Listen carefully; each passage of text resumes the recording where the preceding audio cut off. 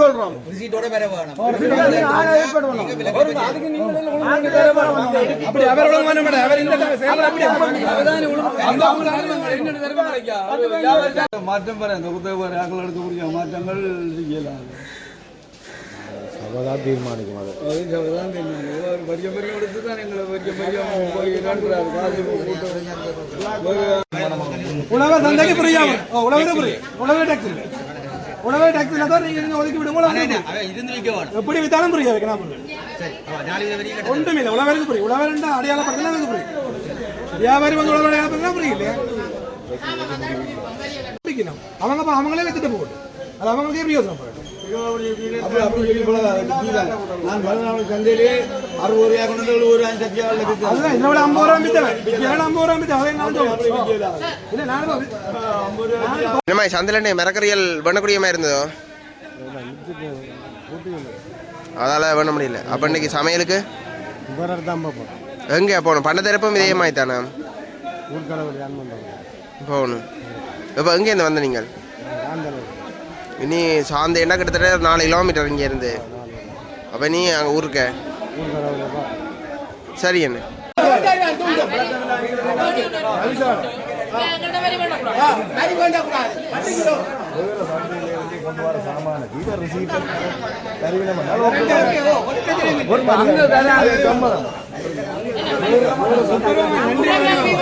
நான் சங்கானையில வரி போட்டோம் தான் இவங்க வரி பண்ண மாட்டாரா?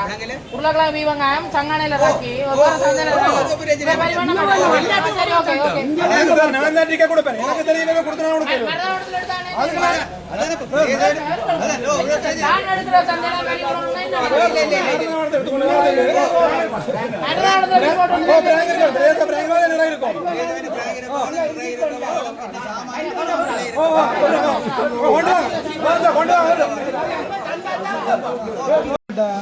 சந்தையில 4 இதை வரி எடுக்கிறாங்க.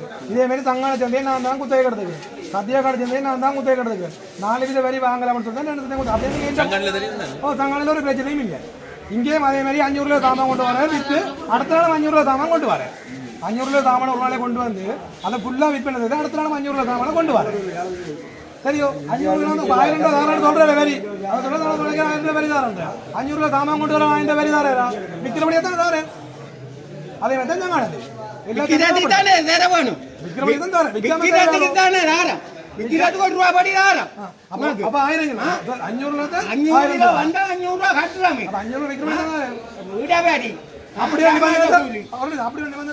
இருக்கும் இல்ல தானே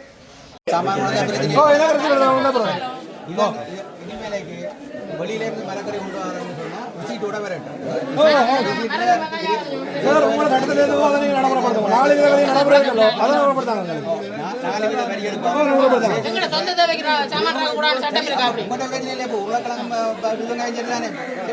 இவர் என்ன சொல்றாரு? என்ன சொந்த தேவைக்கு சாமான் வாங்கலாம்னு சொல்றாரு. அப்படி சட்டம் இருக்கா?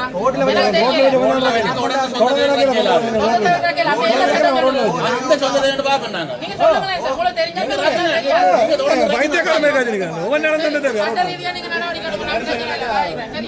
அப்படி சட்டம் இருந்தா நீங்க சொல்லுங்க.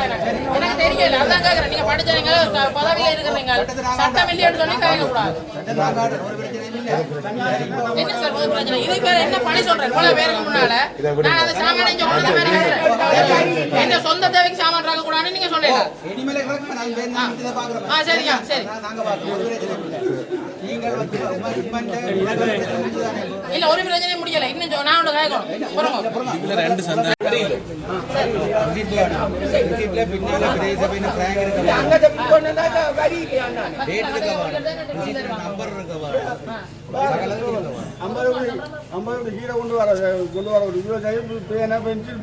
விவசாயி இல்லையா அங்க பிரேசவே இருக்குது. அங்க பிரேச ஆகல் வைக்கிறோம். நாங்க 10 கிலோ 10 கிலோ வியாபாரிட்ட பொறி கொண்டு வரோம். வசி தருவிடம் வியாபாரிட்ட வசிட்டு இருக்குது. அந்த வசி எந்த சந்தையில ரசீட் கொடுக்குறீங்க? சங்களையில நாளைக்கு எடுக்குறீங்களோ? சார் வசிட்டு இருக்கு. மருதாவடத்துல ஒரு ஆள் எடுக்கிறோம். திண்ணேரியில மற்றையில கொண்டு சாமான பொறுக்கி நாங்க 100 ஒரு மாதிரி தான் வைக்க எங்களை பொறுத்த வரைக்கும். உங்கள்ட்ட கோரிக்கை நாங்க நாங்க போய் வாரோம். 2 கிலோ காசை receipt கொண்டு வேணும். வந்தோம். அவர்ட்ட என்ன receipt receipt brand இருக்க வேணும், பிரேசன் brand இருக்க வேணும், date இருக்க வேணும், receipt நடைமுறை ஒன்றுக்கு வித்தியாசம். மொத்த வியாபாரத்துக்கு receipt.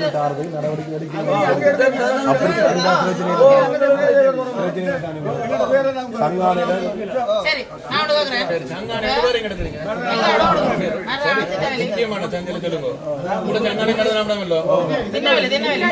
எல்லா சந்தைக்கும் போவோம் சார். ஒரு நாளைக்கு ஒரு சந்தையில போறோம். receipt கொண்டு வர வேண்டியதா வேண்ட போறோம். சரி, கொண்டு மாட்டேன். சரி, இல்ல ஐயா, ஒன்று மேனேஜ் பண்ணி யோசிக்க வேணும். பொறுங்க வா. அப்போ என்னன்னு சொன்னா தச்சல ஒரு ஆள் இப்ப நான் ஜாவரின்னு வைங்க, நான் ஒரு தோட்டத்துல போய் பின்ன நம்ம போய் மரக்கறியில கட்டி வச்சுட்டு வீட்டை கொண்டு வச்சுட்டு வாரேன். சரிதா, பிரிஞ்ச கொண்டு வாரேன். கொண்டு வரல நான் சொல்லுவேன் மருவனத்தில் வேண்டியதுனா எனக்கு டெக்ஸ் அடிக்காத சரி வருமோ சொல்லுங்க நீங்க. சார், நீங்க அது என்ன உத்தரவாதம்? அது என்ன உத்தரவாதம்? நீங்கள் அதுக்கு உத்தரவான நாங்களும் அதுக்கு நீங்கள் அதுக்கு தர வேணும். ஐயா, நாங்கள் ரிசீட் தரேன். நாங்க என்ன சார் receipt பார்க்கறது? நாங்கள் தராங்கள் ஐயா. சார், நான் நாங்கள் வியாபாரிகிட்ட பிறகு கத்திரிக்காய் போய்க்க நான் ஒரு முறை எடுக்கலாம். போய் ஒரு வியாபாரிகிட்ட 5 கிலோ கத்திரிக்காய் எடுத்துட்டு வரேன். சரி, அவன் வீட்டு தேவைக்கு எடுக்கணும், வியாபாரத்துக்கு எடுக்கணும். சரி, அவர் என்ன எனக்கு receipt தருவேன். நீங்க சொல்லுங்க, நான் ஜாவரத்தை கொண்டு சார், என்ன சார் receipt தருவாங்க? சில்லறைக்கு விக்கிறவங்க என்ன receipt தருவாங்க? ஒற்றையில தான் தருவாங்க. சும்மா சும்மா ரோடில் அது நாளையில என்ன தேசிய பிராங்க் அடிச்சிருக்க வேணும் பின்னால. சார், அப்படி ஒரு நடைமுறை இல்லை சார். அப்படி நீங்க நடைமுறைப்படுத்துவீங்களா? சார், அப்படி நடைமுறையோட இல்லை சார். சரி, காசு வாங்குறீங்க. இந்த பிரதேச சபையில எங்களுக்கு எப்ப receipt தந்தீங்க? நீங்க receipt கொண்டா உங்கள்ட்ட போலையா? நாங்க கேட்டனாங்க. போன வருஷம் பிரச்சனைப்பட்டு receipt கேட்டனாங்க. எங்களுக்கு receipt தெரியல. புத்தகத்தை வேண்டவிட உங்க 1 லட்சத்துக்கு எடுக்க ஒரு நாள் வருமானமா உங்களுக்கு எப்படியும் 1 லட்சத்துக்கு கிட்ட வரும். அப்படி வருமா ஐயா? ஏன்னா கூட ஒரு நாள் 40,000 நட்டம் நட்டத்துல நீங்க எடுத்துக்கணும். அதை கூட நாங்கள் பிரதேச வேலை கேட்கல, எங்களுக்கு நட்டம் நீங்கள் கூட வாங்கி தாங்க. என்னன்னா அவங்க கண்ட்ரோல் இருக்கு. இவ்வளவுதான் வாங்கலாம்னு சொல்லி வரி வாங்கலாம்னு சொல்லி ஒரு சட்டம் இருக்கு. அதை முதலே நான் செயல்படுகிறேன். அதெல்லாம் நான் நட்டத்தை பற்றி கதைக்கவும் இல்லை. அதே மாதிரி தான் சங்கான மீன் சந்தையும் ஒவ்வொரு நாளும் எனக்கு 5,000 ரூபா நட்டம். அதை கூட நான் கேட்கல. சத்தியக்காடு சந்தையில் அதன் பிரகாரம் 400 ரூபா வாங்கி சந்தை நடத்த முடியாது. எனக்கு 4 வீட்டு வைய கட்டாயம் கௌரவ தவிசாளர் செயலாளர் வாங்கி தருப்படி தாங்கள் கட்டுவோம். எத்தனை வருஷமா நீங்க புத்தகம் எடுத்துக்கொண்டு இருக்கிறீங்க? நான் இந்த வருஷம் தான் எடுத்தேன். முதல் இந்த வருஷம் தான் எடுத்தேன். இல்லை, நான் முதல் பல தடவை எடுத்தேன். இந்த வருஷம் இந்த ஆண்டு எடுத்தேன். விலங்கு இந்த ஆண்டு என்னுடைய பேர்ல நான் எடுத்தேன். போன முறை மச்சான் எடுத்தேன். வேறு அவர் நட்டப்பட்ட அவருக்கு நட்டம் வந்திருக்குமா? அதை பற்றி எனக்கு தெரியாது. பொய்யான குற்றச்சாட்டுகளும் 15 வருஷம் நான் தான் தொடர்ந்து நடத்துறது. அதெல்லாம் பொய்யான உறவினர்கள் நடத்தி இருக்கணும். நீங்க நடத்தல. நான் வேலைக்கும் போயிருப்பேன், நடத்தி. அதை வேணா நீங்க ப்ரூவ் பண்ணி காட்டு. சட்ட ரீதியாக நான் 15 வருஷம் குத்தகை இந்த பேர்ல நடத்தினா நீங்க ப்ரூவ் பண்ணி காட்டலாம். அதை கூட பிரதேசவே எனக்கு சப்போர்ட் பண்ணிடலாம். எனக்கு பப்ளிக்ல ஒரு டெண்டர் இந்த முறையோட சத்தியகாடு சிந்தைக்கு 5 பேர் டெண்டர் போட்டாங்க. அதில் கூட போட்டு எடுத்தது நான். போன முறை நடத்தின பேர் கூட போட்டாங்க. நான் நீங்க சொல்றீங்க சரியான நட்டம்னு சொல்லி நட்டப்பட்டு என்ன காரணத்துக்காக நடத்த வேண்டும்? நட்டத்துக்காக எடுக்கல. இந்த மாதிரி வந்து வெள்ளம் ஒன்று ஏற்பட்டது. அதால மேலக்கரையெல்லாம் வளைஞ்சு விட்டது. அதால விலை ஓடிட்டுது. அதில் நான் பிரதேசத்தில் வந்து கேட்கலாம். என்னோட கொடுத்த நட்டம் போடுறது நீ காசைகளையோ குறைச்சித்தாவோ கூட்டித்தாவோ கேட்க முடியாது. என்ன நிபந்தனை போடுறாரு, இந்த நிபந்தனைக்கு தான் வரி வாங்குறேன் சொல்லி அந்த நிபந்தனைக்கு நான் வரி வாங்குறேன். அதை விட குறைச்சி என்னால் வாங்கிடலாம். என்னால் அதை விட குறைச்சி பிரதேசம் வாங்கணும்னு சொல்லி இந்த குத்தகை ரத்து செய்து என்னுடைய 3 சந்தையின் பணத்தையும் உங்களுக்கு தருமாறு கேட்டுக்கணும். அப்படி செய்யலாமா? அதே பிரதேசம் எனக்கு சத்தியகாடு இந்த வரி வாங்கி தராவிட்டால் பிரதேசம் தான் முடிவெடுக்கும். நல்ல விஷயம்.